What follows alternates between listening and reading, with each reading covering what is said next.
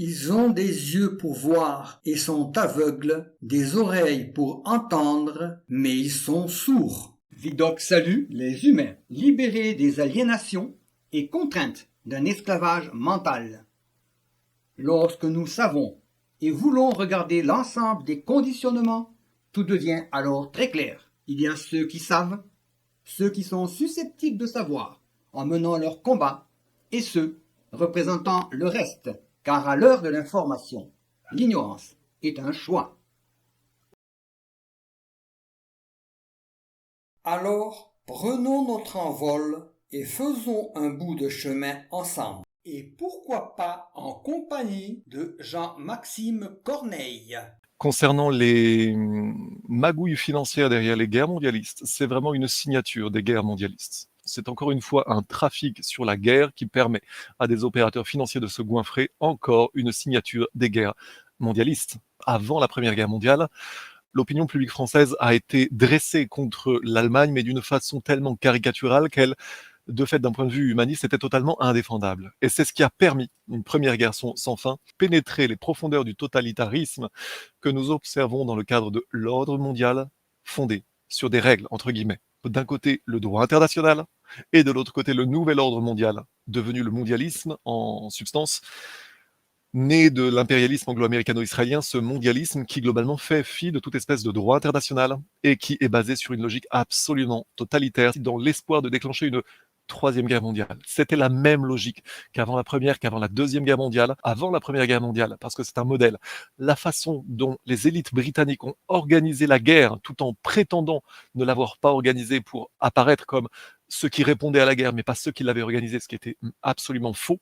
Mais c'est le même mécanisme qui se déploie sous nos yeux. Et c'est la raison pour laquelle nous devons avoir une vision claire de l'histoire pour comprendre à quel point elle se répète sous nos yeux aujourd'hui. C'est le mode opératoire de ce qui est en train de se passer sous nos yeux. C'est qu'après la guerre nucléaire, il n'y a plus rien. Nous avons vraiment une logique de guerre qui est absurde d'un point de vue complètement, on dirait, en droit international, et juste irrationnel. Il faut bien avoir conscience de tout cela et essayer à notre niveau de faire comprendre cela autour de nous.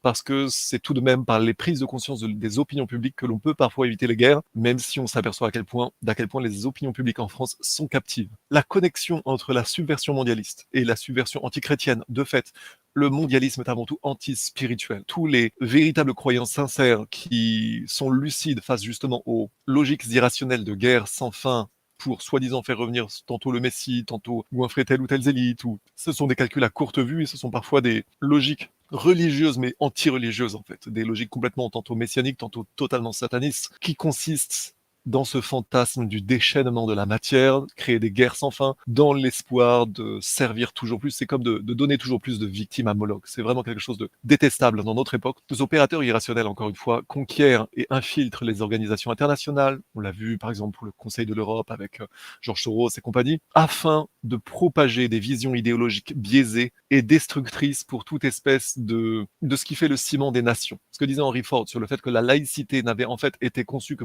dans une seule optique anti-chrétienne à l'époque, mais on voit également combien la subversion mondialiste est en fait une guerre contre les croyants avant tout chrétiens, mais également musulmans, et même contre les juifs non subversifs. L'expression vraiment à retenir, c'est une guerre contre les croyants, qui est de fait l'apanage du mondialisme. C'est vraiment de la subversion anti-spirituelle. La subversion mondialiste conduit à des radicalisations. C'est toute cette logique de pure destruction de tout ce qui est ne serait-ce que sacré, mais plus globalement de ce qui est traditionnel et conservateur. Conservateur, il s'agit de conserver la civilisation, puisque la civilisation, c'est 2000 ans pour la créer, c'est 15 jours pour la détruire. Et nous voyons à quel point, de toutes les façons possibles, la subversion mondialiste détruit tout ce qui fait tenir les nations, tout ce qui conserve l'histoire et le substrat des nations. Ce n'est pas anodin. Ceux qui subissent le mondialisme sont condamnés à deux choses, ou bien disparaître, ou bien se radicaliser eux-mêmes par nécessité. Il n'y a plus que deux solutions aujourd'hui dans cette logique-là. Ou bien on est mondialiste, ou bien on est patriote. La mère patrie a vraiment un sens. À la fois la patrie père et mère, les deux énergies rassemblées, c'est la terre nourricière, c'est l'inspiration paternelle, l'inspiration divine, c'est la réunion des des énergies contraires. Les mondialistes veulent toujours radicaliser pour créer des guerres. C'est le syndrome et c'est le mode opératoire de ce que j'avais appelé la guerre spéciale, mais cette logique de destruction des peuples en détruisant, en ciblant tout ce qui fait tenir les peuples, tout ce qui est sacré à leurs yeux, tout ce qui fait nation, tout ce qui fait le vouloir vivre ensemble, c'est encore une fois l'apanage du mondialisme et ce n'est pas un hasard. Face à cela, il est vraiment vital de garder conscience de cela et de propager autour de soi la compréhension de ces mécanismes-là, par exemple en relayant cette vidéo, afin de faire comprendre ces méthodes qui sont à l'œuvre et surtout, à travers l'étude de l'histoire, de comprendre à quel point l'histoire se répète toujours à partir des mêmes mécanismes. Il est urgent à présent pour nous de les comprendre parce que notre époque a ceci de magnifique qu'on peut aujourd'hui tout comprendre parce que tout est sous nos yeux et nous en voyons des cas tellement évidents que si nous avons cet arrière-plan historique, les analogies apparaissent immédiatement. Les événements de Saint-Omer, la destruction de la magnifique église de Saint-Omer dans le nord de la France, la façon dont c'est bien curieux comme tous les lieux chrétiens sont ciblés, à travers ces cas de destruction d'églises, nous avons une attaque contre les fondements spirituels de la nation et du territoire français. Et plus globalement, on pourrait le dire de la chrétienté. Les États sont détournés par des cabinets, par de fait ce que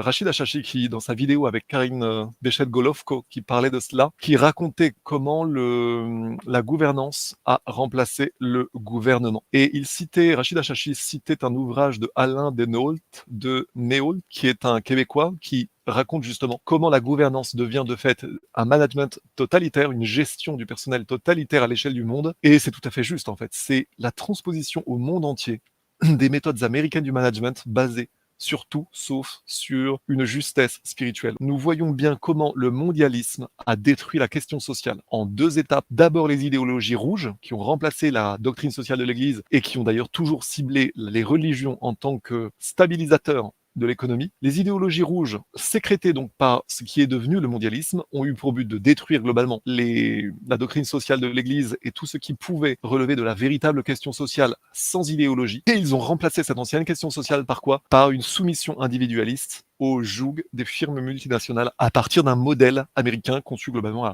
anglo-américain conçu à la City et Wall Street. En fait, la fraude à la qualité, la destruction des personnels, c'était déjà l'Empire britannique au XVIIIe siècle et c'est encore le cas aujourd'hui. S'il y a une logique implacable depuis en fait bien longtemps, mais il faut bien relier ces points. Je répète, la façon dont le mondialisme a détruit la question sociale grâce notamment aux idéologies rouges, afin d'aboutir à une situation dans laquelle le peuple est pris individuellement, est dans une situation qui relève en fait de la panique muette, c'est-à-dire la certitude que l'État ne fera rien face au terrorisme économique qui est subi chaque jour par les humains dans un contexte, disons, liberté du renard libre dans le poulailler libre, c'est-à-dire le mondialisme dans ce qu'il a de plus anti-humaniste. C'est ce que nous subissons aujourd'hui dès lors que nous avons des emplois dans des entreprises qui sont soumises à une logique boursière. La valeur ajoutée aujourd'hui est mal partagée en faveur des actionnaires, donc des banquiers, donc de Wall Street, donc de la City, etc. Et que c'est un système anti-humaniste, un système anti-humaniste qui ne crée que des dégâts humains au final. Lorsque l'on caricature par exemple l'ancienne discipline militaire, mais nous voyons aujourd'hui comme la discipline en faveur d'un État, en faveur d'une nation, en faveur d'une vision de civilisation, comme cette discipline